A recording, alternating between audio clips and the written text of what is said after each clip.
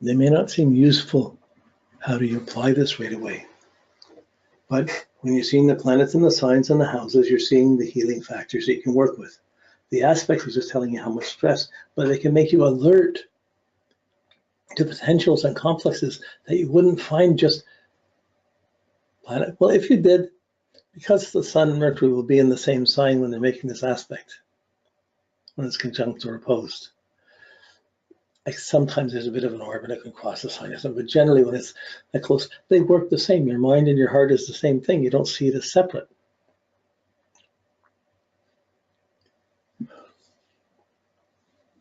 So if you become arrogant, or you're too proud, or you're too playful, or you're just radiating, you're stomping around or strutting around the world, your Mercury is just going to align and be thinking and justifying why this is going where it's going, what you're doing, going along on it. It often takes a heartbreak to open the heart. It's as if you're this nut in the world. You have the shell that's around you. And that shell is there, and you're just going along, rolling around, being that nut in the world. And then you run into your transits, you run into situations, and sooner or later, wham, you're going to meet by Godzilla, or something's going to stomp on the nut and crack it. And you're going to be devastated. Your shell's broken. What are you going to do? How can you live without your shell? But until the shell breaks, the tree can't grow. So it often takes a heartbreak, or a shell break, or an ego break to start to grow inwardly, to start to grow more purposefully. So there's two worlds we live in, the outer and the inner. And we're in both. We jump back and forth in both. But it's finding your heart and being love, rather than looking for someone to adore me and love me so I can be the God or the goddess, and I can be better than God. Or finding God, finding your heart, being in the right relationship with these things. So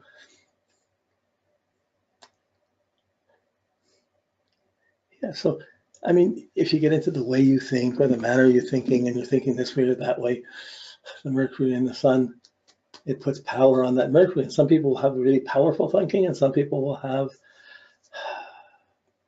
powerfully distracted thinking. In any case, if you're thinking and talking and filling up your world with all the sense things that seem relative, and you're talking about this and that, you're not hearing or feeling your radiance. It's a distraction to your radiance. We don't see it like that when we're thinking. Okay.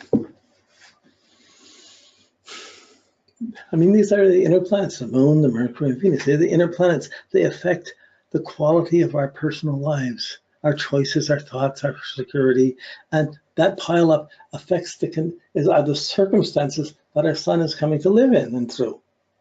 It comes within the Sun, and either within the ego or within the soul, or within that. Depends which way your values, which way your thoughts, which way your security is based. And most people's security and thoughts and values are not based on God. They're based on getting what you want. That's the busy runaround. That's the web. That's all the stuff. Make the deals. Try to make a deal with the sun god or with your heart. It's going to laugh at you. What deal is there to make? Align, listen. You got it all. We don't think we have. When we get to Venus, when we get to our choices and our values and our self-worth, I'm so good because I'm so beautiful, or I comb my hair this way, or I smile and people give me things, or I make choices, I get the things I want, I get the money I want, I can attract the things I want. Or negatively, I'm so ugly, no one will like me, I don't have enough money, I can never get the things I want, I'll never get to take a trip because I don't have money, we're poor. Venus has these storms of what we like, what we don't like, of our desires, of our choices, of our lusts, of our envies, of our sense of vanity. It's not a stable factor. It fluctuates from one to another. It's hard to keep your values stable and centered on your Sun. And again, Venus, like Mercury, it can't make a square or an opposition to the Sun. It can't make a sextile. It can't make a trine. It can't make any of the major aspects except the conjunction. It can get to a semi-square, 45 degrees. because it can be 49 degrees away from the sun. So there's some people who can get a 45 degrees, and that's a stressful factor for the Venus. But really, it's like Mercury. It's the Venus is conjunct the sun, and it's either conjunct between the Earth and the sun, or it's conjunct on the other side of the sun. We see this powerful, radiant sun, this unconditional love, and Venus is coming along making choices of what it wants, and that. Well, that's there, so it should be able to get me this. I should be able to get this and that. I should have this to go with this. Like when Venus is between the sun and the Earth, Venus, we make the choices, and our choices will determine how we get to God, or how we get to our heart, or our not choices. So the spiritual work is not to overcome desires and lust and passion. It's like, I've got to have this. I want this. I can't have this. I'll never have this. All of these things are colorings, Venusian colorings on how beautiful you think you are, how beautiful not, how much you feel you should have things, what you have, what you don't have, outwardly, inwardly, how beautiful you are, or how ugly you are. And whenever you feel you're beautiful in one way, there's probably ugliness around you, or whenever you're feeling ugly, there's beauty. Like these are tied into it. They're all part of two sides of Venus. How do you get it? Finding satisfaction. What's going to satisfy you? Well, this relationship would satisfy. Having a car would satisfy me. I really want to have that. So when you want something, and Venus is between your sun and moon, your sun and Earth, it's going to be a powerful want, and it will interfere or be made. You're going to empower it so strongly. It's like, I'm being me, so I should naturally have these things. I should naturally have this person just because I'm being me. So there's a distortion in it. So when it's right in there, Venus, the desires are really empowered. The wants, the likes, the tastes, the talents, all the Venusian things are really empowered by the sun. So when you read the traditional things of Sun conjunct Mercury, it's going to say sweet and charming. It's going to seem like a lucky aspect. Well, I can charm to get what I want. Why would I work for it? I just have to be nice. I empower the being nice, I empower the sweet things. I dress nice. I empower these things, and everyone will notice, and I'll radiate. That's it. Well, when you compare it to the sun, that's a very superficial way of thinking that's the purpose of life. Money, satisfaction, getting things, gimme, get, want, have, money. All of these things are Venus. But contentment, unconditional contentment, allows your desires to, I don't desire things, I'm content with things as they are. And whatever comes, I'll be content. That's the open Venus that is open and stops disturbing the sunlight, stops disturbing the heart, and starts trusting. Well, if love is there, who cares if I have money or not? I can't love anybody unless they're rich.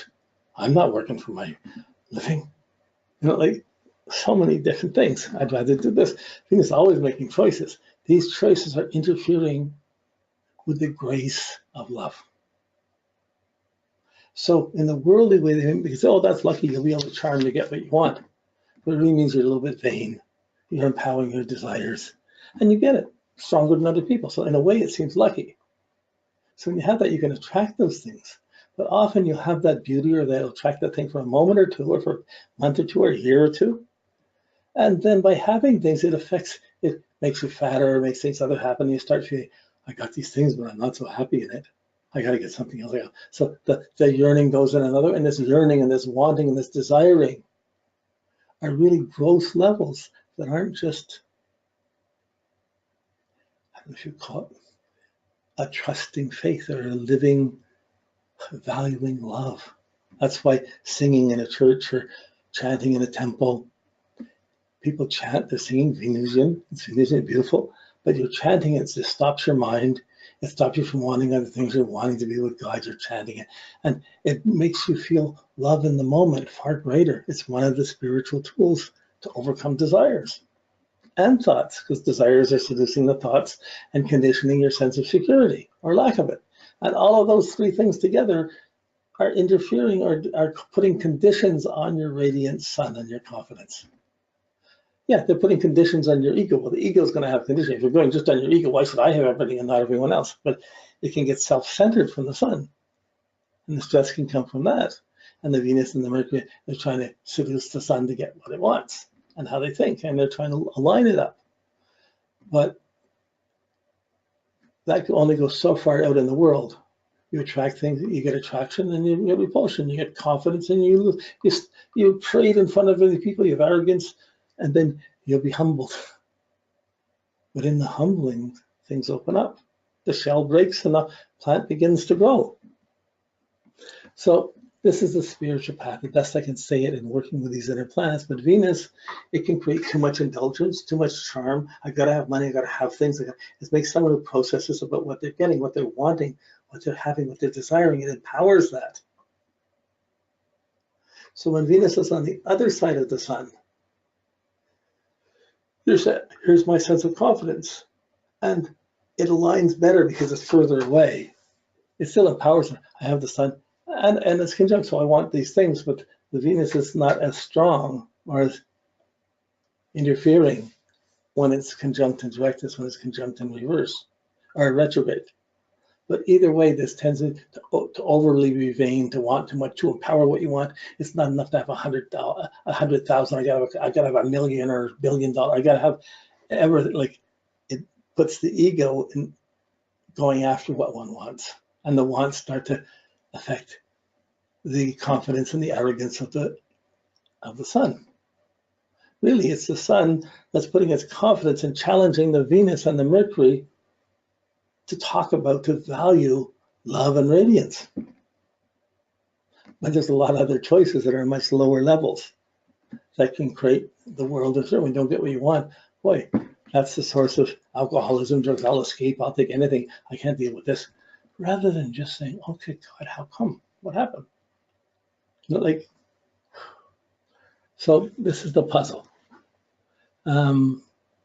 I haven't found this stuff written up in many places. It's just something that I kind of come to in working with people and with life, and trying to figure it. And sometimes you don't see it in advance. Sometimes you work on a chart, you see it one way, and then suddenly something happens in the person's life, and you look back and oh, look how it manifested. Look how that played out. And you're always learning more as the astrologer than the person is going to learn from you. But they're living it, and they may get the guidance to be able to tune in or be able to understand their processes better by this. So this Moon, Mercury, Venus are inner challenges, personal challenges that affect our confidence, our style, our taste, how well we talk. We say too much, we say the wrong things, all these things. We're feeling our habits imposed on other people. Instantly, it affects your social confidence. But there's social confidence and there's inner confidence. You know, that's the old lesson. Which side of a chicken has the most feathers? The outside has the feathers and fluff. The inside doesn't have it. So are you living in your confidence out in the world? And you would expect anyone under 30 to be pretty much living in their confidence or feeling rejected about not fitting in. They're the leader of the pack, or they're the lone wolf, or disassociate. And then, but after that, it can polarize. Most people put into social functional worlds from 30 to 60, but then some people have disassociated, may find their purpose in another direction.